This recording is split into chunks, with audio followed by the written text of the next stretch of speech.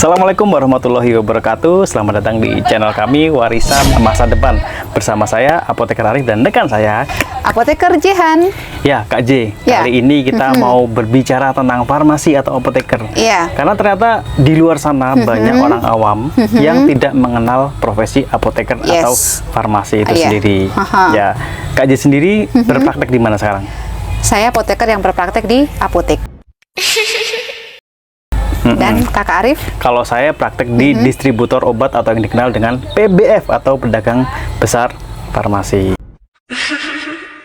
Tapi sebelum lanjut nih bahas tentang karir kita flashback dulu ya Kak ya.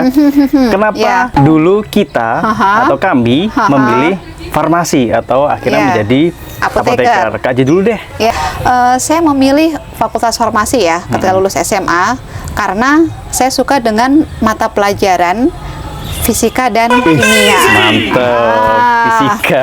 Zaman sekolah tuh ya, zaman SMA ya. Iya, betul, SMA. Ketika praktek tuh terutama mata pelajaran kimia ya. Itu kan ada praktek buat sabun. Ya, betul. sabun apa cuci piring, kemudian apa?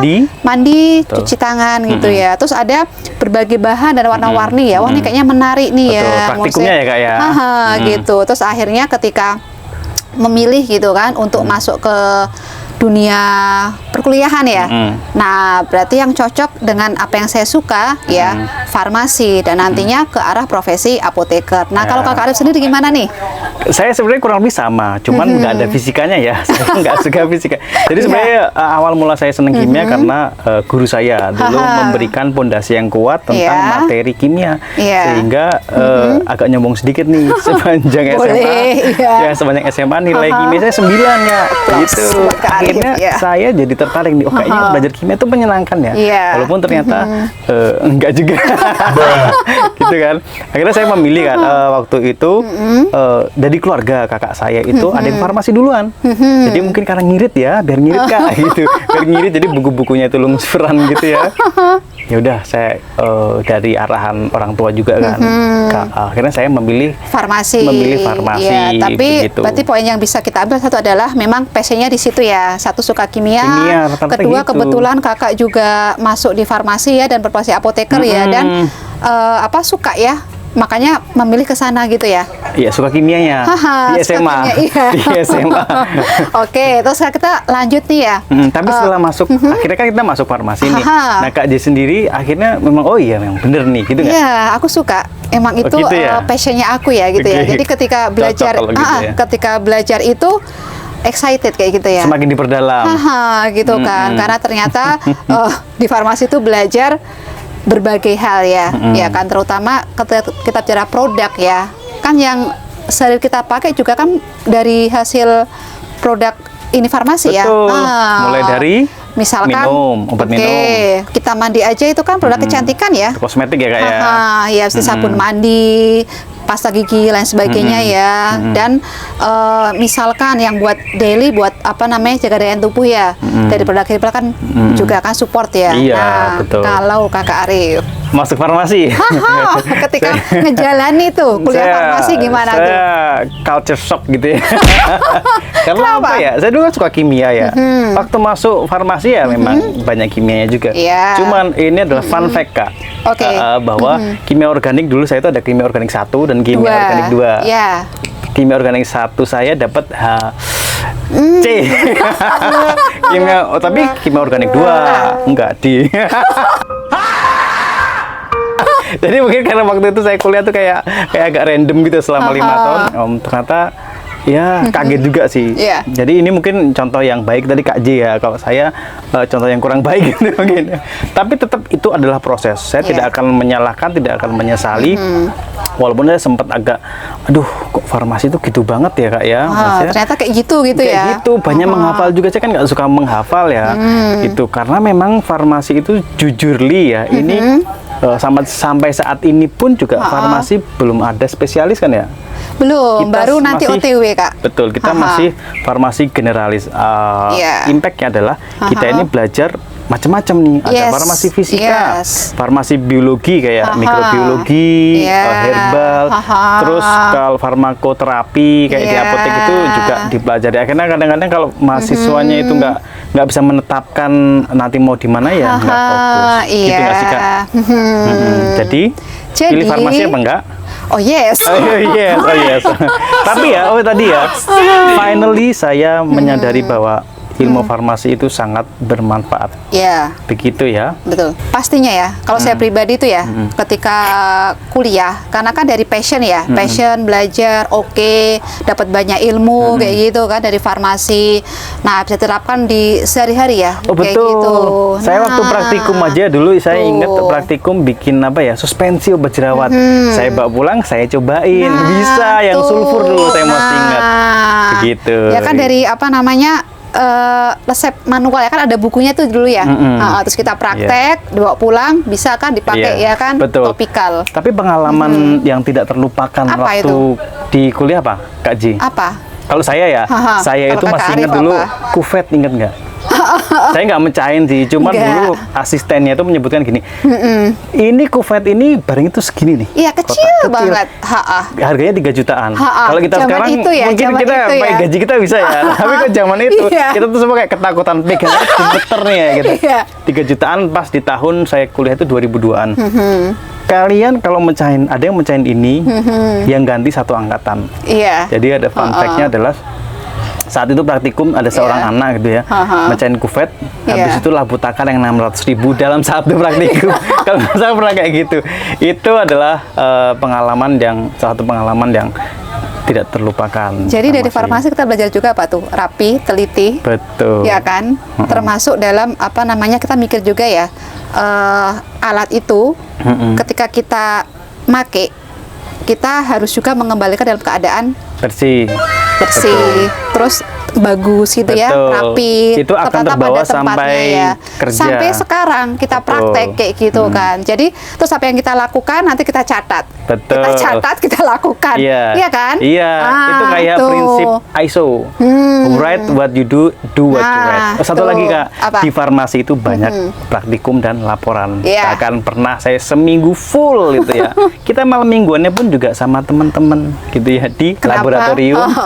Karena banyak kan pasangan dapat setemen atau angkatannya atau ada angkatannya gitu. Karena memang kehidupan kita tuh ya malam minggu kita ya ngerjain laporan, praktikum gitu. Itu suka dukanya ya. Iya, itu flashback ya. Kita ke zaman masa kuliah ya. Saat ini gimana? Sekarang saat ini Kak Alif di distributor ya, dan saya di apotek gitu kan. Nah, saya juga enjoy nih.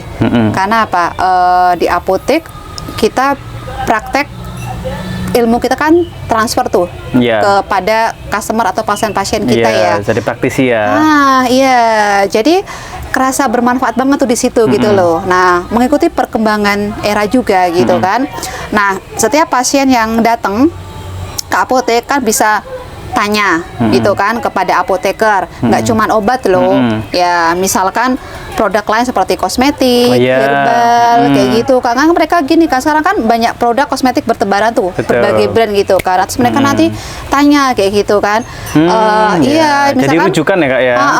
Gitu kan. Jadi misalkan saya pakai produk ini itu gimana? Terus misalkan dengan kulit wajah berbahaya atau enggak. Itu kan kita bisa menyampaikan kepada customer atau pasien kita ya. Gitu ya. Jadi kan oh ternyata konsultasi dengan apoteker itu bukan tentang obat, tapi juga tentang kosmetik, tentang herbal atau produk kesehatan lainnya ya. Misalkan multivitamin kayak gitu. Artinya apoteker kan harus update ilmu ya Kak ya. Kita jangan sampai ketinggalan tentang informasi-informasi terbaru.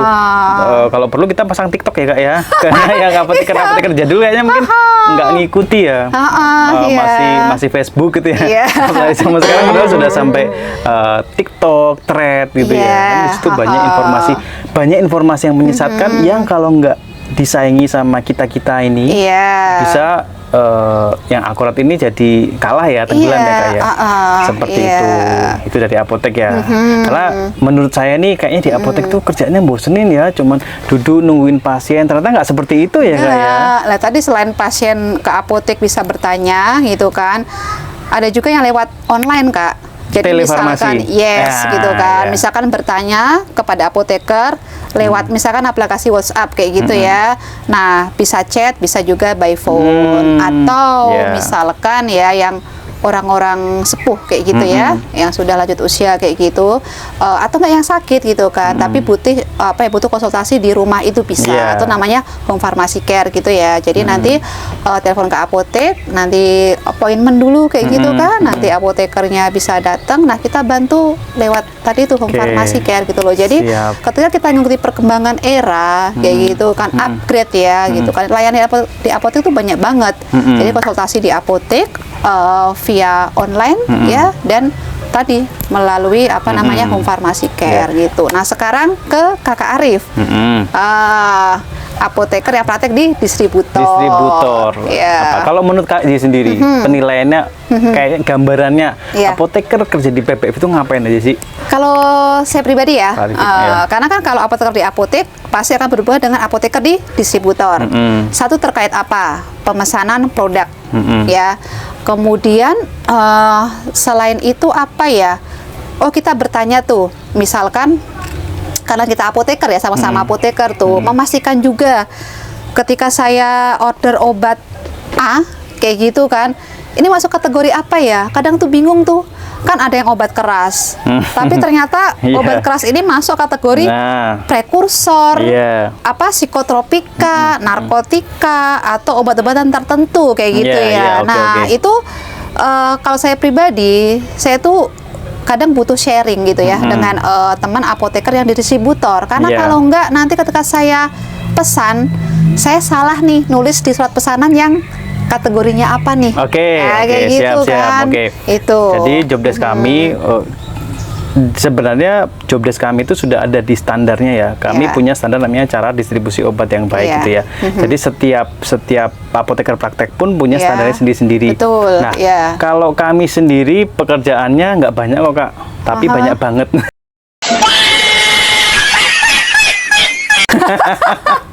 Kita mulai dari pengadaan. Jadi kami ini distributor juga nggak boleh asal nih. Ketika mau nyetok barang sebagai distributor, kita harus punya persyaratan-persyaratan sendiri, namanya kita sebut dengan kan banyak tuh supplier yang nggak bertanggung jawab, kayak freelance yang aneh-aneh gitu. Ternyata produknya palsu atau nggak ada nomor registrasinya gitu. Itu dari pengadaan. Kemudian dari penyimpanan, kita harus cek nih apakah ruang penyimpanan kita itu benar-benar sesuai.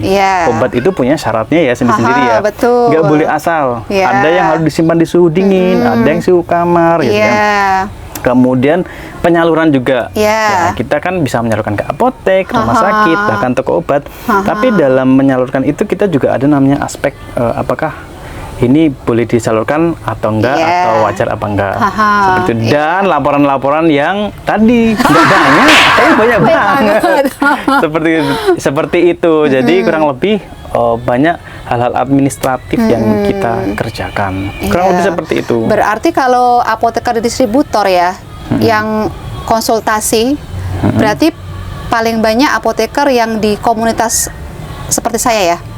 Maksudnya itu customernya berarti kan sesama teman apoteker ya? Iya, gitu betul. Kan? Ya, karena kita memastikan gitu ya. Terus kembali ke tadi Kak Ji bilang konsultasi terkait dengan penggolongan obat.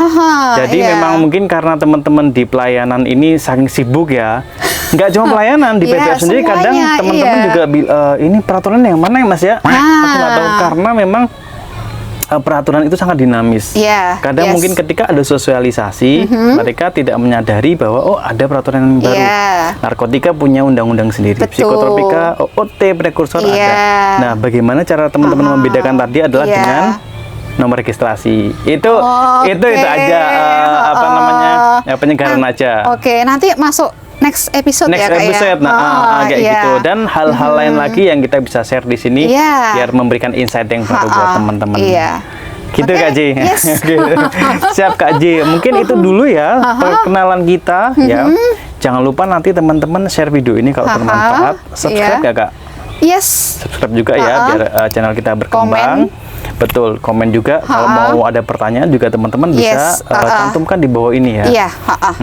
Baik, mungkin itu dulu Kak J. Terima kasih atas waktunya Kak J. Sama-sama. Oke, terima kasih teman-teman sudah menonton channel kita. Sampai ketemu di episode berikutnya. Ya, assalamualaikum. Bye. Waalaikumsalam. Dadah.